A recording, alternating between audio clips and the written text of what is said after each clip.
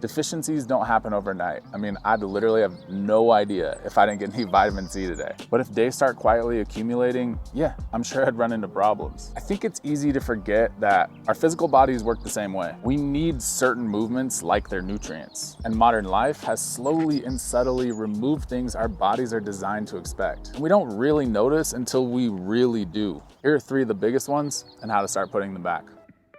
Number 1, we stopped rotating. I don't just mean like this. Take a step back and look at how many rehab exercises are simply about restoring rotation. You've probably seen countless of these online. Spine, hips, shoulders, knees, just about every joint, trying to get back some lost rotation. It's easy to see how we got here. Think about an average day. Just about every movement the body does could happen in a narrow hallway, including the gym. But we don't need to add a ton to our plate by doing individual exercises for each joint. That'd be ridiculous. The answer is much simpler and less time consuming. Layer rotation into things you're already doing. You could use workout equipment that forces you to rotate. Not for every movement, but at least for some. Single kettlebell lifts get you moving in ways that conventional lifts don't, always rotating or resisting rotation in nearly every joint in the body. Sandbags can give you the opportunity to rotate if you look for it, but Indian clubs or maces are the pinnacle of rotation. I literally just warm up with them for workouts and do a little bit throughout the day. Now, I don't really have to think about rotation of any joint too much. The shoulders, elbows, and wrists are obvious, but look at the spine, hips, knees, and ankles. But you don't need any of these tools.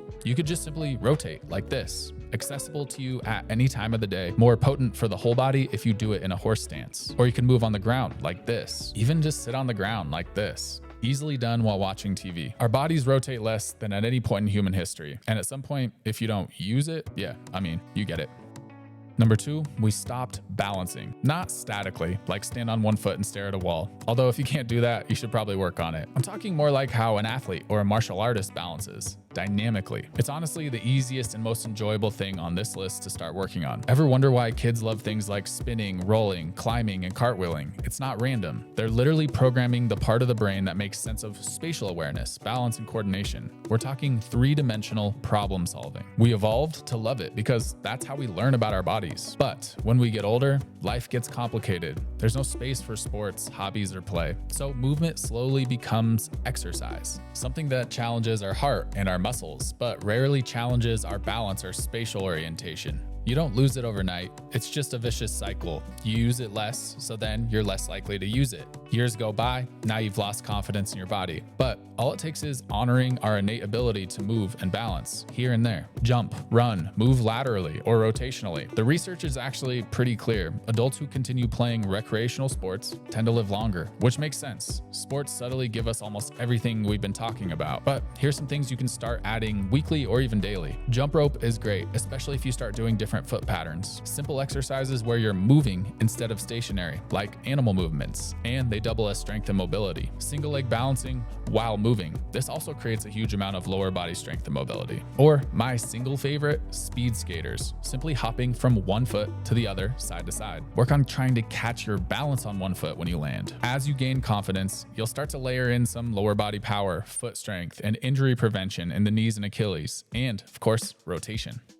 Number 3, we stopped carrying. Trust me, I really resisted this one. It fell on deaf ears for years until I tried sandbags, and I truly wasn't expecting much. I was just getting tired of doing the same old lifts. I can't overstate this. They changed everything for me. But sandbags aren't some magical tool. The movements, they didn't really change much. I still deadlift, squat, row, stuff I'd been doing for years. And yet I'm more muscular, leaner, and probably in the best shape of my life. And my body just feels more put together. When I move, I feel like one unit. So now looking back, what I realize is sandbags just forced me to do a crazy amount of carrying. I have to wrestle with this ridiculous bag of sand every single rep. And I think what I experienced is very similar to what people describe with kettlebells, the what the heck effect. Basically, huge transformation. It's because they're whole body movements and the load isn't balanced for you. Your body has to organize itself around it. But you can literally carry anything, dumbbells, trap bars, a backpack filled with some weight. My buddy Cody from the Stone Circle describes carries as a machine that weeds out weak links. The first time I heard him say it, I laughed, but now I'm a believer. We're meant to carry. Our ancestors were humbled by it out of necessity. Anything worthwhile had to be carried. Modern life prioritizes convenience, and with it went just about all carrying. We need to add some back in. Light loads for long distances, heavy loads for short distances, You don't have to destroy yourself. Carrying isn't a punishment. It's just one of those essential movement nutrients modern life quietly took away. And to me, here's the real key that ties these three things together. It's not a fourth, it's just the truth. Rotation, dynamic balance, carrying. They're things our ancestors were forced to do all day long. Not exercise, just life. If we build these into our lives, when it's finally time to actually go and train hard, you're excited because you already covered your bases and your body feels better and prepared. Now you get to spend all your time chasing something you actually care about. I keep a mace, some clubs, a jump rope, and a light sandbag all right next to my desk. When I notice my body is craving some movement, I don't power through till lunch. I listen. I pick one of them up and just move. A few minutes here and there. Turns out it actually makes me more productive. I feel better, and little by little, I start putting those movement nutrients back in.